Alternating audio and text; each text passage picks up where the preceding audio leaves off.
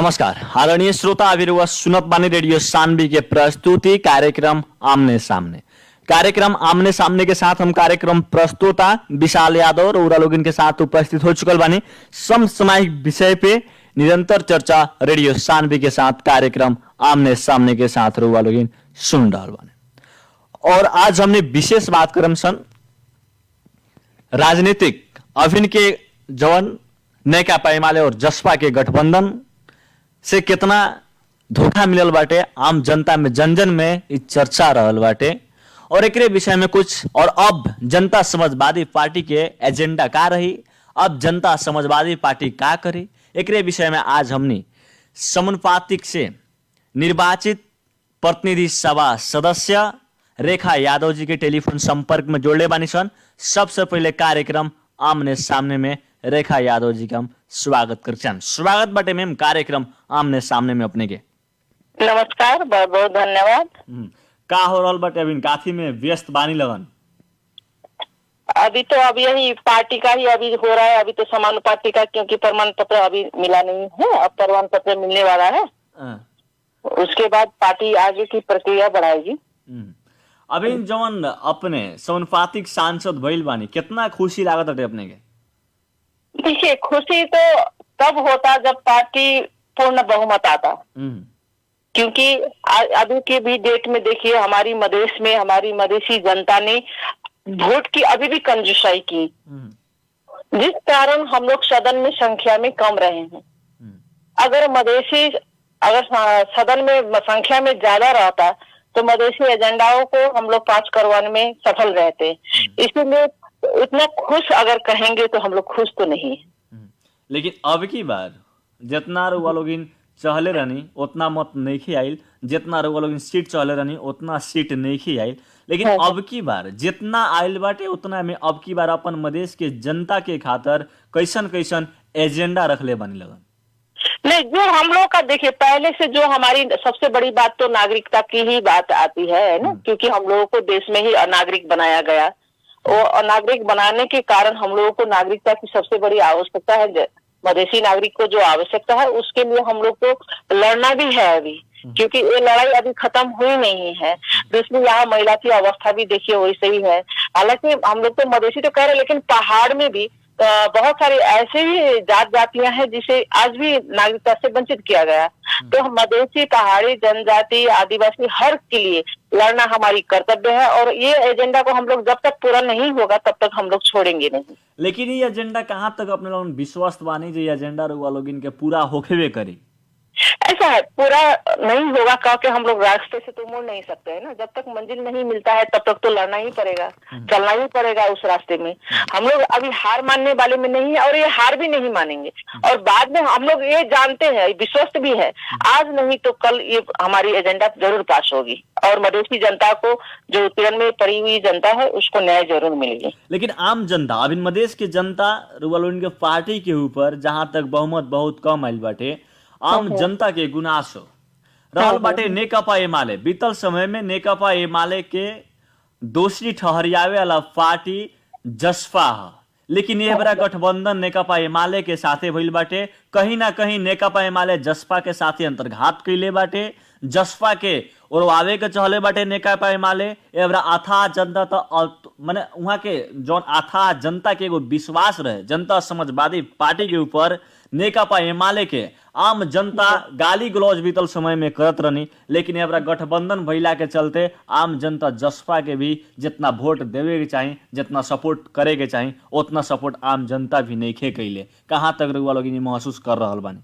नहीं, ये तो महसूस होती है, क्योंकि अब हम लोग सोच भी रहे हैं और हम लोग नीति भी बना रहे हैं कि आने वाले दिन में हम लोग किसी से भी, कोई भी पार्टी से हम लोग गठबंधन करके या तालमेल करके हम लोग आगे नहीं बढ़ेंगे। खुद मजबूत बनेंगे, संगठन बनाएंगे, और जो जनता आज हम लोगों से रुष्ट है उन जनता को फिर मनाएंगे और अपने वो जनता भी समझेंगे। क्योंकि सबसे बड़ी बात क्या था, हम लोग कहाँ चुके, हम लोग जनता को विश्वास नहीं दिला पाए कि ये गठबंधन या तालमेल क्यों किए कह के, क्योंकि हम लोगों का एक ही टारगेट क्या था कि सदन में संख्या बढ़ाने के लिए उनसे हाथ मिलाया गया था।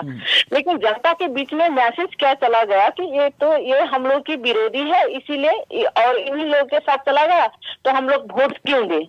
एक ये मैसेज जाने के कारण क्या हो गया कि हम लोग कहीं ना कहीं चुक गए। लेकिन रियल बात ये नहीं था, हम लोग की एक ही थी, आपकी तालमेल करने की वजह भी एक ही था कि कम से कम हम लोग अगर तालमेल के कारण कुछ से और बढ़ जाते हैं तो सदन में संख्या बढ़ेगी तो आवाज बुलंद होगा। हम लोग ये विश्वास के साथ आगे बढ़े थे और इस विश्वास को हम लोग जनता को नहीं दिला पाए, कहीं ना कहीं हमारी भी कमजोरी रही है। तो हम लोग इसको फिर हम लोग सचा के इसको हम लोग आगे जरूर बढ़ेंगे। जनता फिर से रुआ लोगन के साथ दी, कहाँ तक ले विश्वास बाटे एक बेर रुआ लोगन से जो भूल भइल बाटे? बहुत ही विश्वास है, क्योंकि जनता कल भी हमारे साथ थी, आज भी हमारे साथ हैं और कल भी रहेंगे, ये हम लोग को विश्वास है।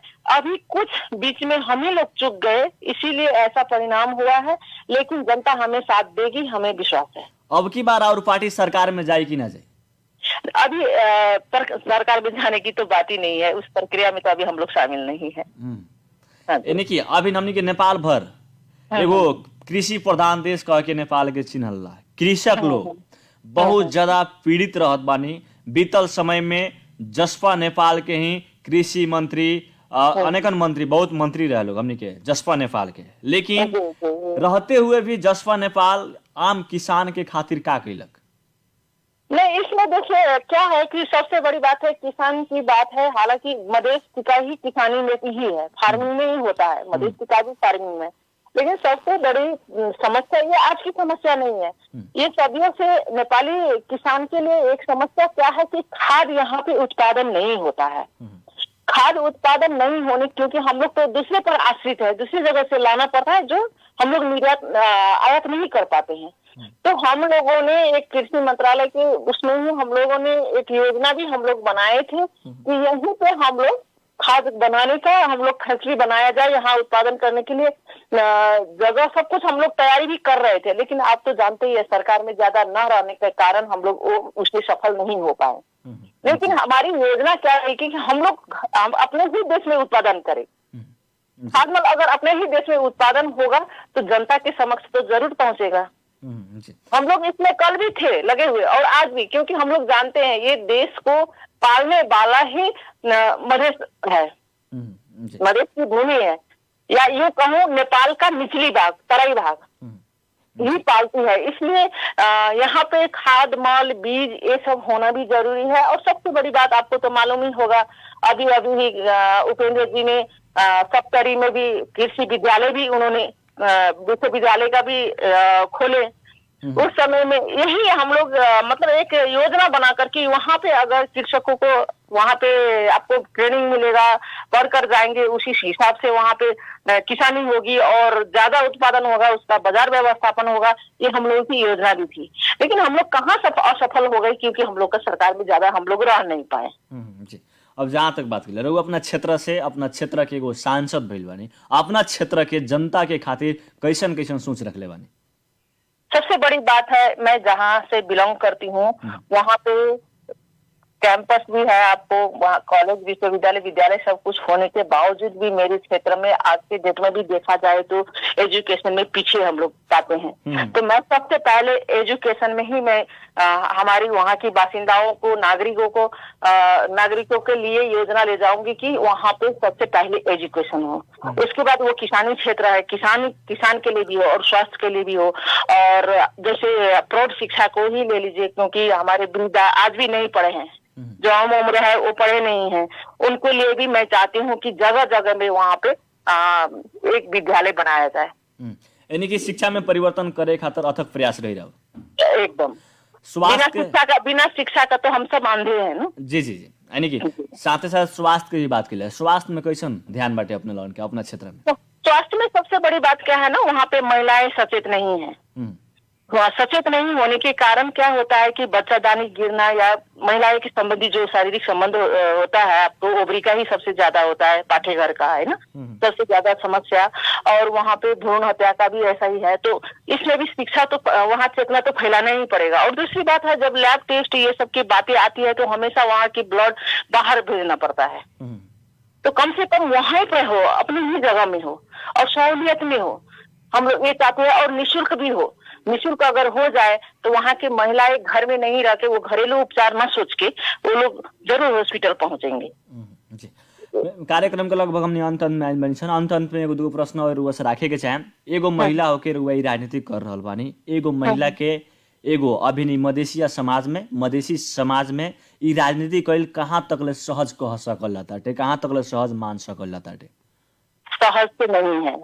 अगर हम लोग वास्तविकता से परिचय हम लोगों को होना बहुत ही जरूरी है, क्योंकि सहज नहीं है। हमें घर से भी संघर्ष करना पड़ता है, समाज से भी संघर्ष करना पड़ता है। जब तक घर और समाज से संघर्ष नहीं कर पाते हैं, राष्ट्र तक नहीं पहुंच पाते हैं। इसीलिए बहुत ही असहज है। लेकिन सहज बनाने की वातावरण खुद को बनाना पड़ता है, कोई दूसरे आकर नहीं कर देता है। इसके लिए चाहती हूँ कि महिलाएं घर से निकले, सुने, समझे। जैसे कि मैं हमारी मधेसी महिलाओं को एक मैं रिक्वेस्ट करना चाहती हूँ, जैसे घर में रहते हैं तो वो लोग टीवी में जब सीरियल देखते हैं तो कम से कम सीरियल नहीं, न्यूज देखा करे, स्पोर्ट देखा करे। अगर ये सब देखा करेंगे, उन लोग का भी चेतना खुलेगी और देश में क्या हो रहा है, विदेश में क्या हो रहा है, ये जानकारी होगी और उनकी चेतना खुलेगी और उनको भी आगे बढ़ने के लिए, चलने के लिए मौका मिलेगी। और कार्यक्रम कौन में आ चुकल बनी रेखा मैम, कार्यक्रम कौन में अपन क्षेत्र के जनता से, पूरा मधेसिया समाज से काथी कहे के चाहे? मैं सभी से मैं कहना चाहूंगी कि हम लोग जो एजेंडा लेके हमारी 64 में जो आंदोलन हुई, उस आंदोलन की हर एजेंडा पूरी नहीं हुई है। हम लोग संघीयता लाने में सफल तो हो गए, लेकिन संघीय शासन को बना नहीं पा रहे हैं। हम लोग प्रदेश को चला नहीं पा रहे हैं। कम से कम आने वाले दिन में आप लोग अगर सोच समझकर मत देंगे, मधेसियों को आगे जिताने के लिए अगर आगे बढ़ेंगे, सदन में ज्यादा संख्या होगा, तो हमारी हर एजेंडाएं हमारी पूरी होगी, हमारी हर मांग पूरी होगी, हम लोग संपन्न होंगे। इसके लिए आपको भी सचेत रहना जरूरी है और साथ साथ हम लोगों को भी सचेत करवाना भी जरूरी है। धन्यवाद मैम, समय देनी। इतना व्यस्त समय के बावजूद भी रेडियो सानवी के प्रस्तुति कार्यक्रम आमने सामने में समय देने का छूटे के नमस्कार। नमस्कार, आपको भी बहुत बहुत धन्यवाद, बहुत बहुत आभार। आदरणीय श्रोता, आज हमने के साथ में रहनी जसपा से समानुपातिक प्रतिनिधि सभा के सदस्य रेखा यादव जी। वहाँ के अनेकन विषय वस्तु पर बात करनी है।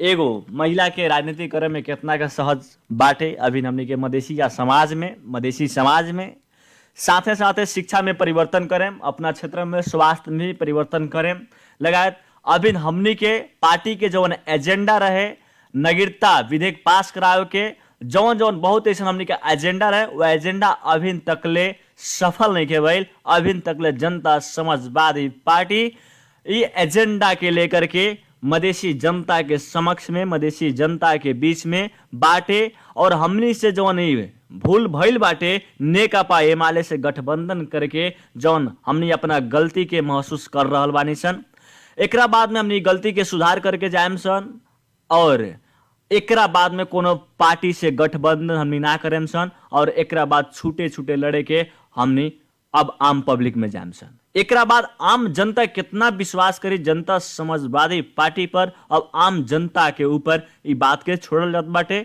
आवेला फिर आगामी चुनाव में आम जनता समाजवादी पार्टी के ऊपर कितना विश्वास हुई, कितना विश्वास राखी, काहे से कि अब की बार के गठबंधन जनता समाजवादी पार्टी के साथ और साथे साथे नेकपा एमाले के साथ है।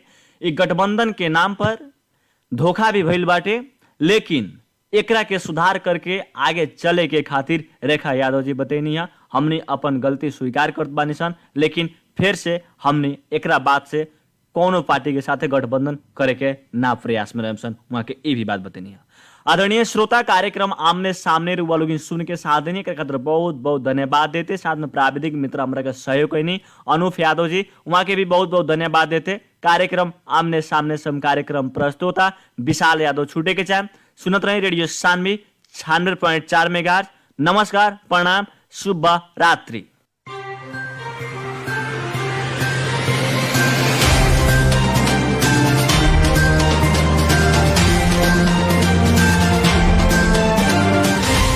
रेडियो सान्वी 96.4